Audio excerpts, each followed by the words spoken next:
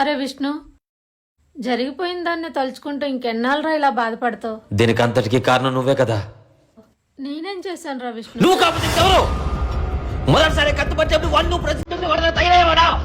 అర్ధరాత్రి 2 గంటలు తాగొచ్చిన సరే తలుపు తీసి భోజనం పెట్టావు, వాడిని కారాపం చేస్తావు, వాడిని మొండోని చేసావు. ఇంట్లో నుంచి దూరంగా పారిపోయినప్పుడు కూడా నా మీద జాలి కలగలేదా? నేను నీ కడుపులోనే కదా పుట్టాను. వాడంటే ఎందుకు అంత ప్రేమ? ఓ వాడేమనంటే కొడతాడనా? ఈ చిన్న కొడుకు చేతకాడు కదా.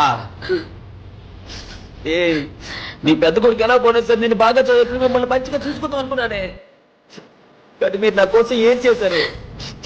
నా గురించి పక్కన పెట్టమ్మా. రే మీ అన్న నువ్వు ప్రేమించిన అమ్మాయి చెప్పచ్చు, వాళ్ళు ఇప్పుడు వేరే అమ్మాయితో జలసగా తిరుగుతున్నాడంటే చాలా బాధగా ఉందమ్మా. అరే విష్ణు, ఈ ఒక్కసారికి నేను చెప్పేది వినరా? నువ్వు చెప్పేది నిజమే అయితే వాడిని ఇంకా ఇంట్లోకి రానివ్వండిరా. నేను చెప్పేది ఒక్కసారికి వినరా విష్ణు?